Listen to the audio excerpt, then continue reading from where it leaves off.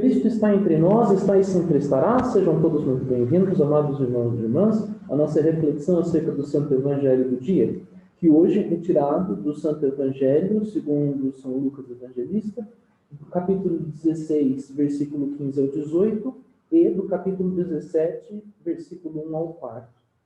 Fiquemos atentos.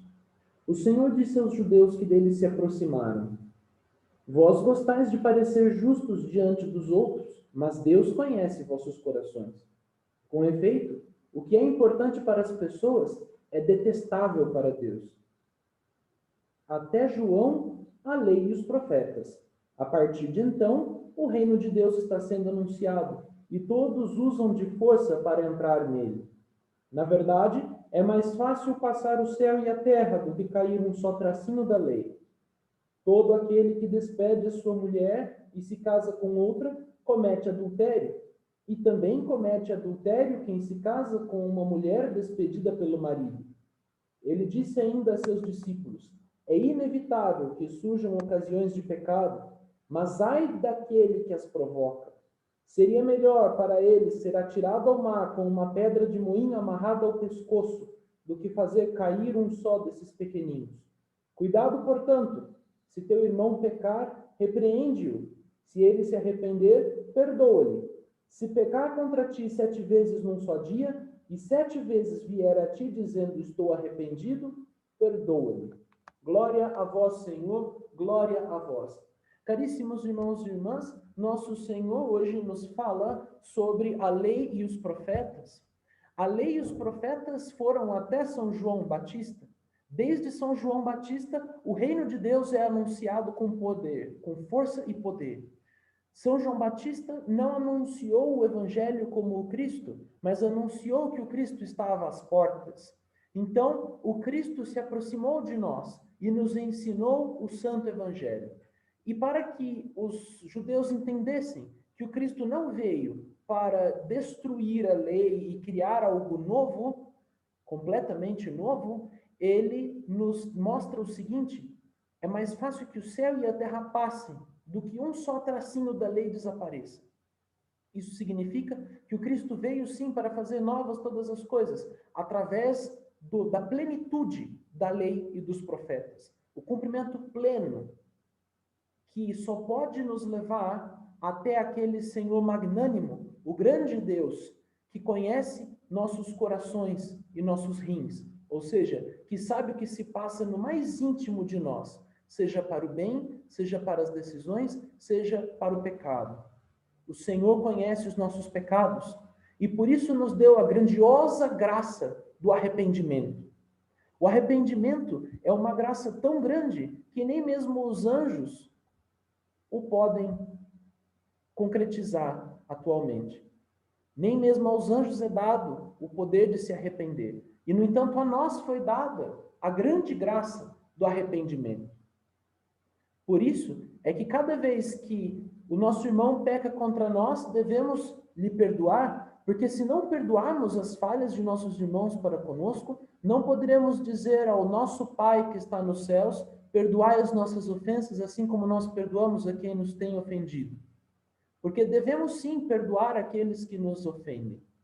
Caríssimos, há ocasiões de pecado, mas ai daquele que as causa, ai daquele que dá causa de escândalo aos irmãos e irmãs, ai daquele que causa o mal, ai daquele que não se arrepende do mal que cometeu.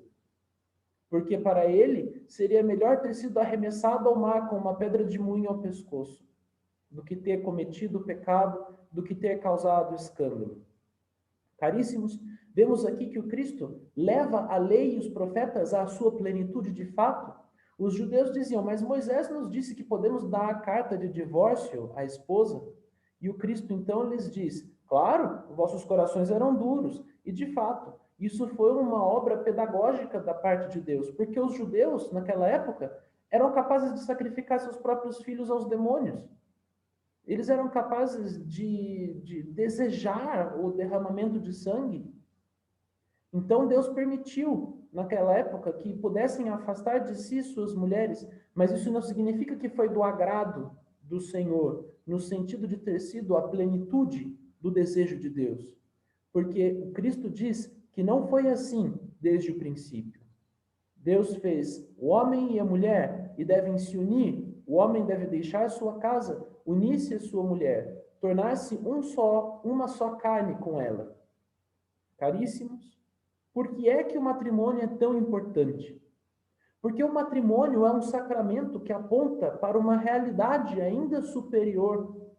O matrimônio é um sacramento que aponta para a unidade entre a igreja e o próprio Cristo.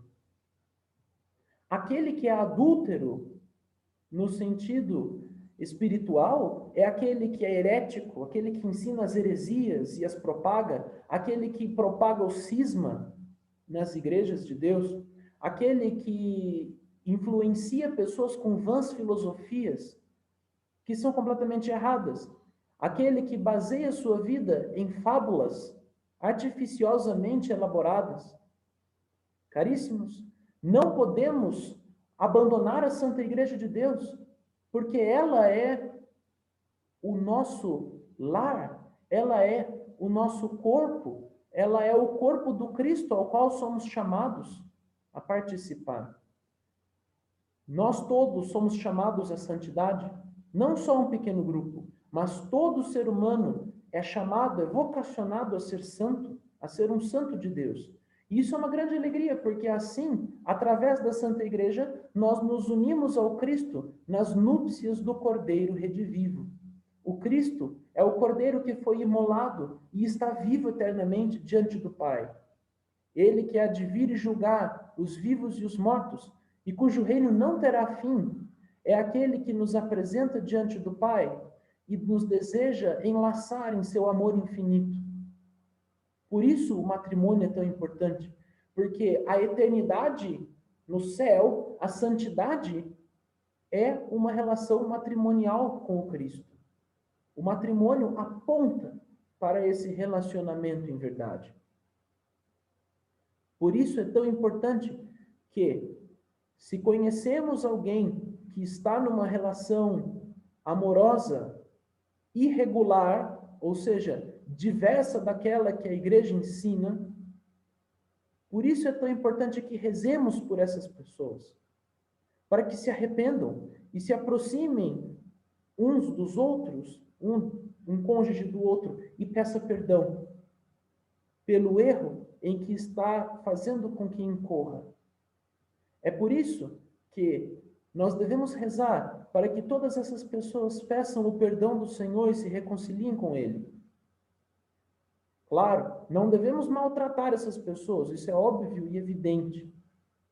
Mas devemos sim rezar por essas pessoas, a fim de que reencontrem o caminho da fé verdadeira, o caminho que leva à vida, o caminho da fidelidade aos preceitos e à lei do Senhor, que se resume nos 2 talentos, aqueles 2 talentos que o bom samaritano entrega ao dono da hospedagem para que cuide daquele que estava ferido. O primeiro talento, o amor de Deus sobre todas as coisas. O segundo talento, o amor ao próximo, como nós amamos a nós mesmos. Portanto, rezemos ao Senhor que infunda em nossos corações e nos corações de todos e de todas o amor como o Senhor o entende, o amor como o Senhor o deseja. Porque para sempre é bendito o nome do Senhor, sobre o céu, sobre a terra, sobre toda a eternidade, sobre todo o universo, e mesmo nos abismos o seu nome é glorificado. A Ele todo o poder, honra e glória para sempre, Pai, Filho e Espírito Santo, agora e sempre, e pelos séculos dos séculos. Amém.